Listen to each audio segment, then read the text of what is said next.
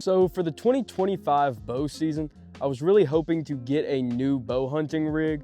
I had the Bear Legit last year, which it was a pretty good bow. It was my first compound bow I ever had. Last year was kind of my first year doing any kind of serious bow hunting. And I really enjoyed it, but there was some things about it I just really didn't like. It was a pretty low level entry bow that it was just really missing some features that I thought I'd like to have. And I had a little bit of money to spend, so I went to my closest bow dealer, which just happens to be Bass Pro, and I got this Bear Adapt 2, which also just happens to be the bow that the hunting public puts out. But it seemed like a pretty good bow when it comes to being affordable, having some pretty nice accessories that go with it, and it also just happened to have some of those things that I felt like the Legit was missing. And yeah, I'll be honest with you guys, this is a really nice bow comparatively to the Legit. Obviously, those being the two compound bows that I've used in my bow hunting life, career, whatever you want to call it. This one's a lot nicer. There's a lot of stuff with this bow that I like a little bit more. But before we get into actually shooting the bow and talking more about the things I like, let me list some stuff off to you about it. So first off, the package bow that I actually got was the Bear Adapt 2 RTH Plus, which is the Ready to Hunt Plus package. So basically the Ready to Hunt package with just a couple other things a little bit better on the bow, like the sight. There's a different sight, I'm pretty sure, on the basic Ready to Hunt version. And also just a couple other little things. The drop away rest that I'm using, it's a QAD drop away, was not included in the Ready to Hunt package. I got that separate. The bow's got a 24 to 31 inch draw length. So you got a good bit of adaptability there if you're growing with this bow, which one of the things with the bow that I was really hoping to have was obviously getting my next step up, a little bit more expensive of a bow, a little bit more of an advanced bow.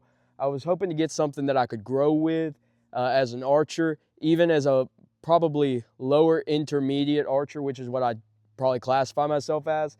I feel like when I get to be a higher intermediate archer, maybe even a pretty good archer, this bow is still something that, still a bow that would provide value and still a bow that I could get by with. The draw weight with this bow is 45 to 60. So maybe not as much availability there on the changes you can make, but I mean, that's a pretty good ground there. I mean, with whitetail hunting, you're not really gonna need more than 60 pounds. And if you're just getting into bow hunting and maybe you haven't built up as much strength in your draw weight, 45 to 50, that's a good weight to start with. Axle to axle, this bow is 31 inches as well. So a little bit bigger than the Legit that I was using last year.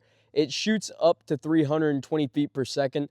Obviously, you would have to tune the bow to get it to do that. And even typically, these companies will put that a bow can get to a certain feet per second. A lot of the times that's very specified and very tuned up, and your bow probably actually won't get there. It is a single cam bow, cam and a wheel. And one of the things I really like about this bow, one of the biggest problems I had with the Bear Legit was the back wall that it has. The Legit is a very spongy bow on the back wall. When you get there, I mean, you can still pull a lot. There's really no stability with the Legit, which honestly, if I'm being completely 100%, that was my biggest problem with it. As a beginner archer, I didn't really notice it, but as I shot more and more and more, it really became something that I detested. I couldn't stand it with that bow, and this bow does a super good job at providing a pretty good back wall where you don't experience that. So without further ado, I've told you all about it. Super nice bow. I've been shooting it for a couple weeks now. I really like it.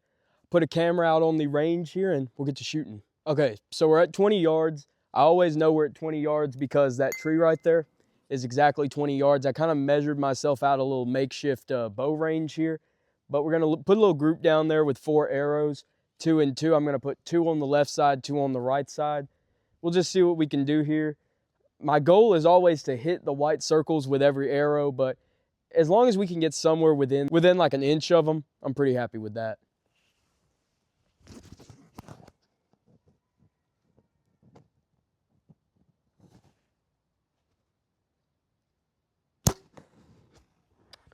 I think we hit the white, but I'd never shot with this microphone on, and that really messed with my shot. I hit the microphone when I was drawing back, so I need to adjust something real quick. All right, zipped the jacket up, so hopefully we won't have that issue again.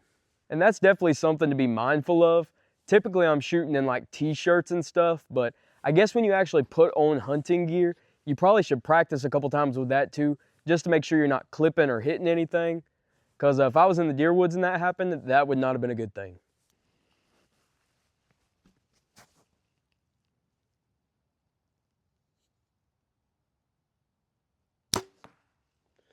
I don't think that was great.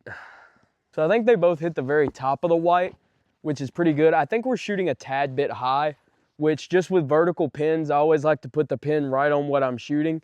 And often that makes me shoot like a touch high because I'm fully covering what I'm shooting and slowly drifting up. That's something I really need to improve upon, but probably get the job done. All right, on these second two, I'm gonna really think about and try to aim a little lower because I know the bow's not off. I've sighted in this bow extensively with the tape trick, a vertical and a horizontal piece of tape, and shot at them. The bow's right on the money. It's just when I'm aiming at stuff, I always seem to push it high. Kind of like when some people have horizontal pins, they always put it one side or the other and kind of heavy aim on that. I'm doing that vertically with the vertical pins. I just gotta get that down.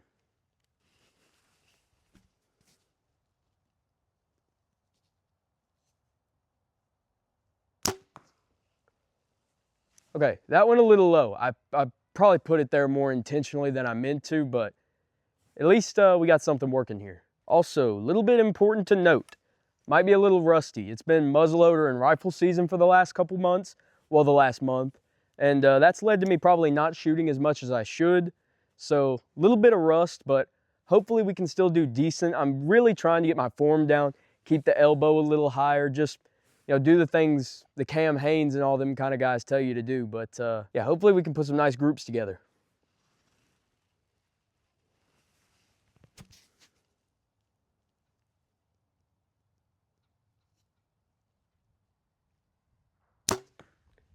That was a better shot. Let's go see what we did. So some interesting stuff here. That's not really pretty. I mean, it's a pretty small circle at 20, but probably should still be doing a little bit better than that.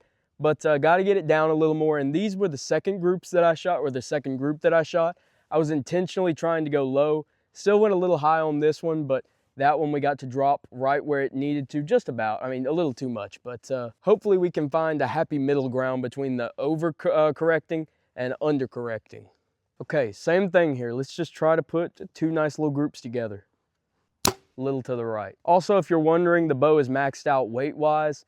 Probably could drop it a little bit on the off season, but it's just what I set it at. Also, most of you guys probably know this, but a cool little trick for your release if you're having trouble like gripping it, it's cold, it's metal, is you can get some like athletic tape and cover it in this athletic tape right there. Helps me a lot at least. Ooh, don't know what we did there. Yikes.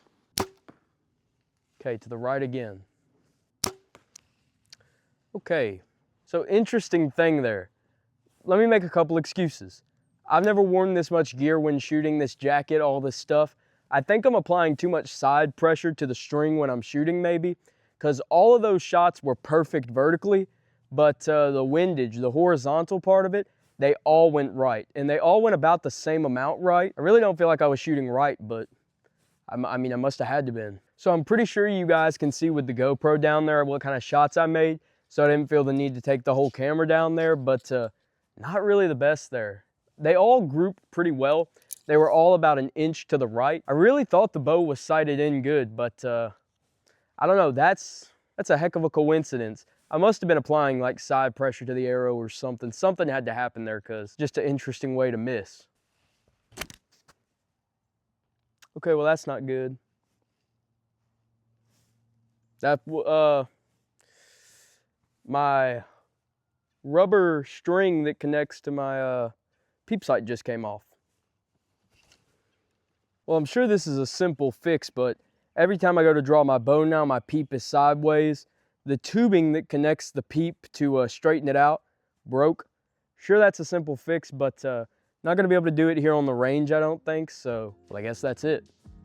Well, hopefully that is an easy fix, not sure, but as always, if you guys got any tips on accuracy or just how to fix what just happened, please leave them in the comments. They're always appreciated. Definitely a shorter video than what I wanted to film, but circumstances arose. Thank you guys all so much for watching. If you liked the video, please do not forget to like and subscribe. We're on the road to 1,000 subscribers. Love for you to be a part of it. thank you guys for watching so very much. I'm out. Peace.